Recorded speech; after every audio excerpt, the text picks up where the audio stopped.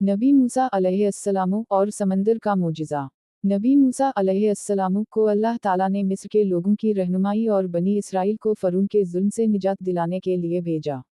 अल्लाह के हुक्म से मूसा अलैहिस्सलाम ने कई मोजिज़े दिखाए, लेकिन फ़िरौन ईमान लाने से इनकार करता रहा। एक दिन मूसा अलैहिस्सलाम अपनी कौम को लेकर मिस्र से निकले, लेकिन फ़िरौन और इसका लश्कर उनके पीछे आ गया। जब वो बहर अहमर रेड सी के किनारे पहुंचे तो बनी इसराइल खौफजदा हो गए और कहने लगे, हम तो फंस गए। मूसा अलैहिस्सलाम ने इत्मीनान से जवाब दिया, बेशक मेरा रब मेरे साथ है, वही मुझे रास्ता दिखाएगा। अल-कुरान 26 से 62। अल्लाह ने मूसा अलैहिस्सलाम को हुक्म दिया कि वो अपनी लाठी असा से समंदर पर ज़रब लगाएं। अचानक समंदर दो हिस्सों में बट गया और दरमियान में एक खुश्क रास्ता बन गया। मूसा अलैहिस्सलाम और उनकी कौम बहिफाजत पार हो गए।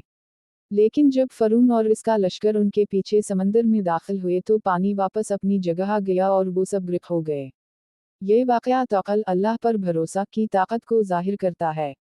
चाहे हालात कितने ही मुश्किल क्यों ना हों, जो लोग अल्लाह पर कामिल ईमान रखते हैं, अल्लाह उनके लिए रास्ता बना देता